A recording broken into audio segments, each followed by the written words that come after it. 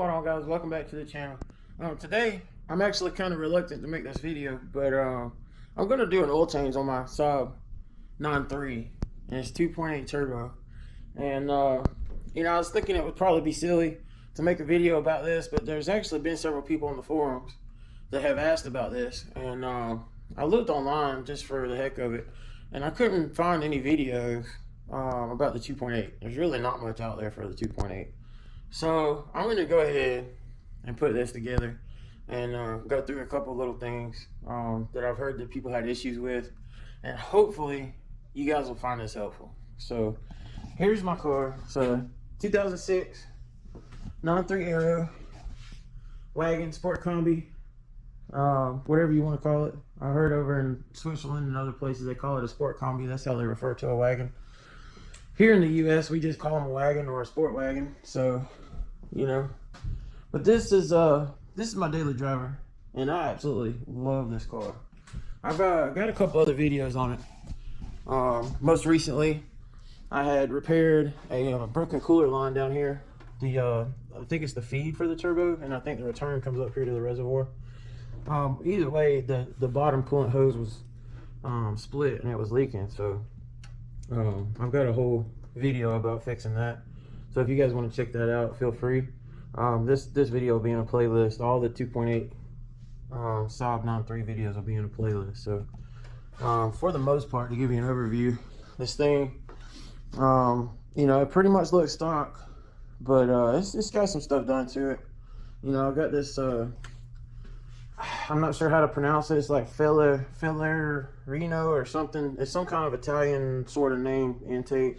This is an actual real carbon fiber piece. Stainless steel heat shield.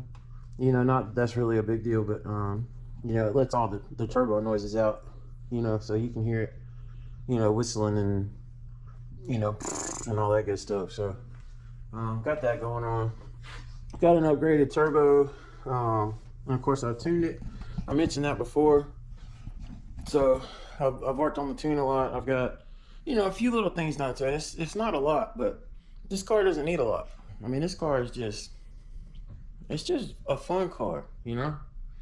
It's a GM Saab, so you know you can't go wrong with that. But anyway, I want to get this thing up off the ground, and we'll start looking at what we're gonna need to do to change the oil.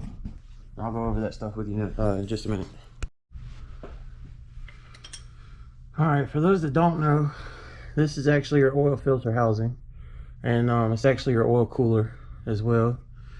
And so basically what you're going to do is take a 24mm socket, preferably a 6-point, and you should be able to just, you know, just pop it right loose, as long as nobody, you know, tighten it too much, which I didn't, because I'm the only one that does this. So anyway, your drain plug's right here, and so that's where you're going to drain your oil, and it's usually a 13. So I'm going to go ahead and get this stuff going right quick.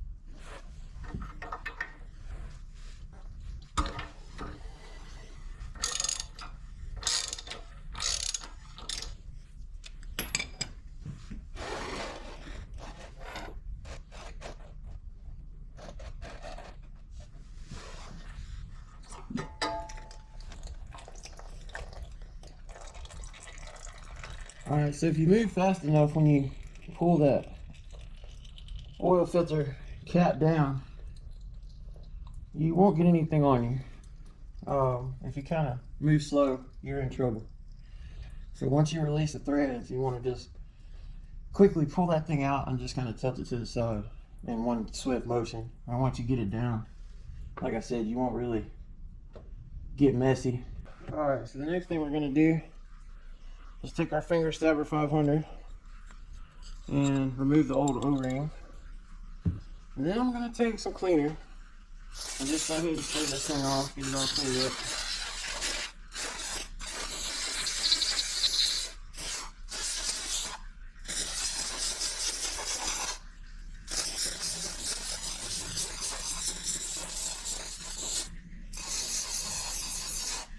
I like to get the threads nice and clean. You'll see a lot of kind of like sludge and stuff built up in the threads for some reason. And then spray the inside.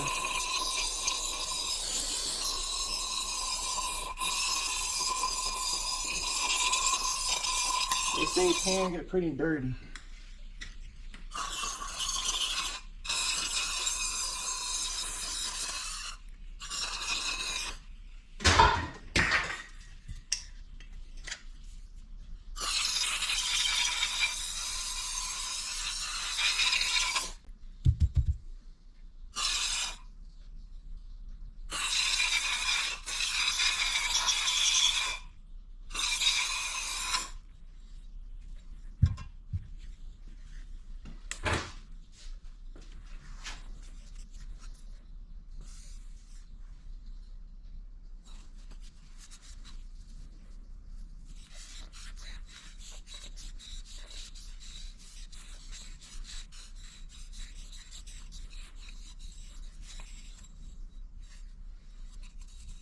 Alright, as you can see, we got this thing all cleaned up. Looks good. It's like about -10 degrees. We're going to take our new filter, which I've got a good bit of Mobil 1 stock. Simply because I went to Walmart one day to get a filter. Couldn't find them on the shelf. When I was checking out at the counter, I just saw a whole pile of them sitting on the counter marked down from $15.97 to $3.99. So as you can imagine, I bought every single one they had and they're stacked in my cabinet. So there you go. I got lucky on that one. Another good filter for these is Man. And my #1 most preferred filter, usually it's easy to get as well, as Wix.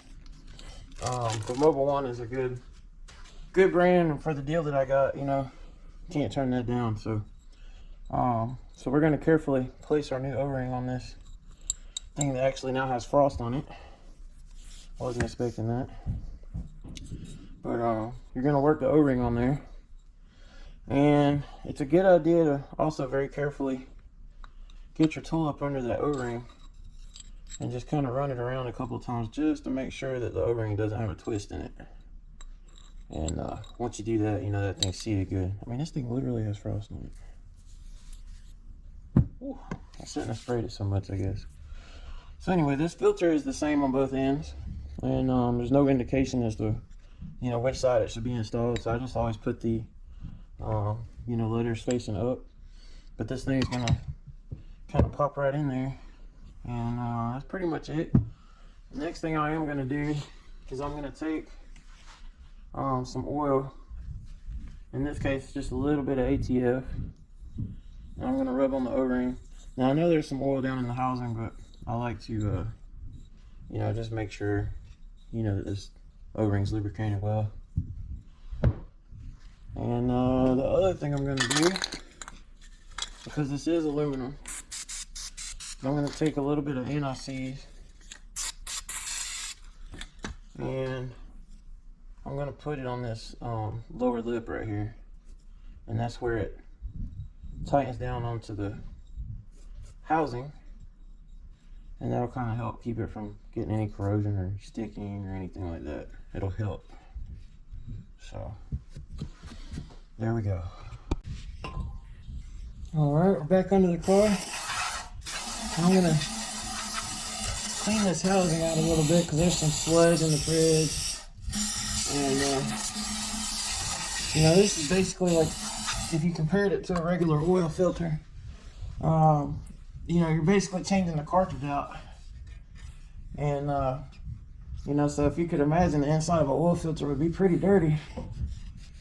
And, you know, you normally just toss it away. So this, we're reusing the outside part of the filter, if you look at it that way. So I like to clean all the sludge and everything out from inside of this. And, that is why I like to lubricate this O-ring, because as you can see, get a close up. As you can see, that's all nice and clean and dry now. So just want to, where's this thing pointing at? Sorry. This thing's all nice and dry and clean now. And so I want to make sure that this O-ring's got some lubrication on it, like I showed you, and some NOCs for that surface. So I'm gonna go ahead and get this thing put back on. And you know, you just basically just very simply just screw it back up in there. Now here's where a lot of people mess up on these type of oil filters. You do not need to tighten this thing like a regular oil filter. This is not, you're not squishing this up against an O-ring. This is actually metal on metal when you tighten this down. And the O-ring that was around it, the orange O-ring, is what actually seals it. So when this thing bottoms out, I mean, you literally, I'm talking about barely put a bite on it. And that's all you need to do. Because if you end up tightening this too tight, you know, this little nut portion on the bottom of this thing will snap off. I've seen it several times. And it can be a little bit of a nightmare getting this stuff apart. Now I'll give you a couple of tips if yours is stuck and you can't get it off. Number one, if you're pulling on this thing pretty hard, you know, you'll start seeing this nut actually kind of twist. And I think this one might have a little bit of a twist in it, you know, from before I got it, obviously. But you know, if you start seeing this thing kind of get deformed a little bit, stop what you're doing. You know, what you're gonna have to end up doing is probably heating this thing up a little bit with a propane torch, or figuring out a way to get around the outside of it with you know, like a strap wrench, or you know, maybe even some large channel locks or something like that. But this will snap off, and it doesn't take a whole lot to do it. So you know, if you need more access to this thing, you can take this shield off. You got some 10mm bolts around the perimeter of it that will let the shield come off. That'll give you a little bit more space. And you know, that way you can try to work this thing off without having to buy a new one. If you don't have a way to do any of this stuff, and you need your car, I would highly suggest that you order a new cap and get it in your hands before you know, get to a point where you break this thing and you're stuck. Because for the most part, these aren't available at your local auto parts store. You have to order them online, and it'll take several days to get it. So if you're having trouble getting this cap off, it may be a good idea to just wait and you know, get a replacement just in case something happens. That way you don't end up getting stranded. But I think if you just carefully, you know, heat this thing up a little bit with propane, it doesn't have to be super hot. You know, you just want to get some heat into it and let it sit for a few minutes, and then, you know, try to bump it again. And another thing that I would recommend, and I'm not talking about like a really strong impact, but if you take a, you know, like a cordless impact or something like that and put on here, a lot of times the rapid vibration will pop this thing right loose too. So it's definitely something else you can try. But like I said, this is a 24mm, and make sure that you use a 6-point, because this is aluminum and it's pretty soft. So if you use a 12-point, it's going to end up rounding it right off. So anyway, we're going to replace the drain plug in the oil pan. And one other thing I'll mention is it's got a rubber O-ring seal on here, and you know, if you've never replaced it, or it's, you know, I mean, even if you're not sure about it, you know, it might be a good idea to replace it. I've replaced this one probably 2 oil changes ago, so I'm not too worried about it right now. But I've got a stack of them on my pegboard over there. But anyway, I just wanted to mention that if yours is old or leaking, you can pop that little seal out and replace it. And you can also replace this whole entire oil plug is available at the auto parts store with a new seal and everything on it. So just thought I'd bring that up right quick. All right, the drain plug's installed.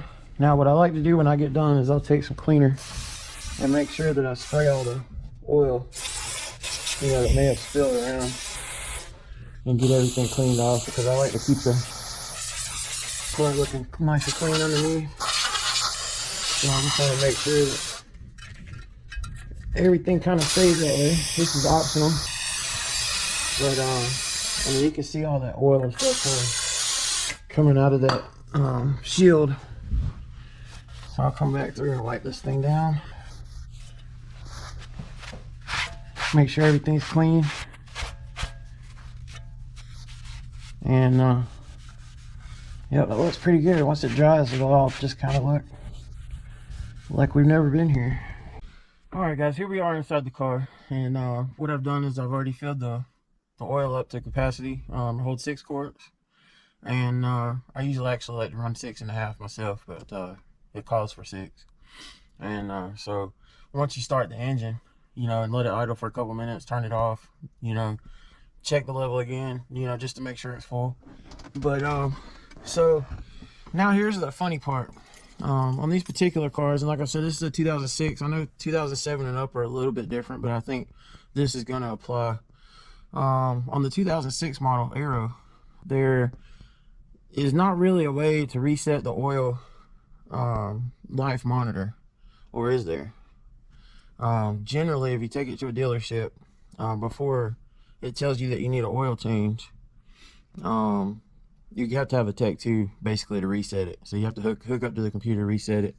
I'm going to show you guys a trick that I found a while back. So I'm going to turn the key on. Alright, so I turn the key on. And what I'm going to do is I'm going to go into customize. And hopefully you can see the dash up there. But I'm going to navigate to system settings. And then I'm going to go down to service info.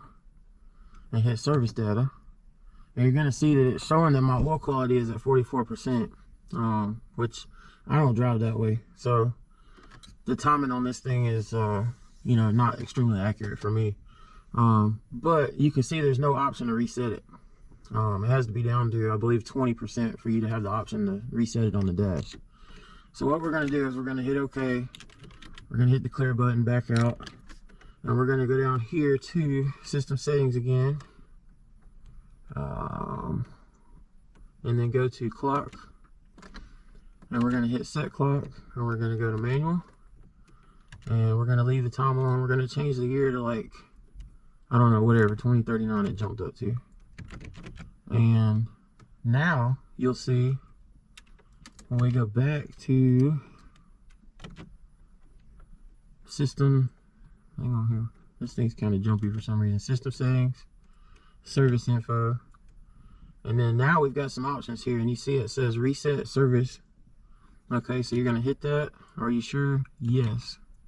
Now we've reset our oil, and then all we have to do is go back and change the date back to the current year, and that's pretty much it. So it's just kind of a little trick the system. It said it had 258 days left. And so if you skip ahead to where we're past that time limit, it'll give you the option to reset it. So like I said, we'll just go back in here, we'll leave the time where it is, and then we'll ease this thing. I don't know why this clock jumps around. I'm just barely touching this knob. But anyway, we're going to get it back to... Obviously, I don't understand how this works. 19, 20, 21. And it's January 30th, and there we go. So now our time's all back and our oil's reset. So just to show you, I'll hit customize, go down to system settings, service info, service data, oil quality 100%, 365 days to service. So there's a pretty easy way to go ahead and reset your oil life monitor. That way you don't have to really keep up with it too much. For the most part, it's pretty accurate. I've noticed sometimes, during the summer, and especially if I'm romping on it a lot, that thing will go down pretty quick. So it really keeps up with, how much you get on it and how hot it is and stuff like that. So it's pretty accurate. I just, personally, the way I drive the car, and as much as I drive the car, I like to change my oil a little more frequently. But, for the most part, you can use that. Also, if you just want to really make sure you keep up with it, or you got a different, certain mileage you want to change your oil at, don't forget to put an oil change sticker, or document the miles when you change your oil, because basically if you don't know when you change the oil, you didn't do an oil change. I mean, it's just that simple. So if you change your oil, you have to document when you did it. That way you know when you need to be changing the oil later. So anyway, that's pretty much going to wrap up this video. I appreciate you guys watching. Hope you found it helpful. If you did, hit the like button. Maybe consider subscribing. And like I said, there's other videos on this car in a playlist and also on the channel. So I appreciate you guys watching. See you later.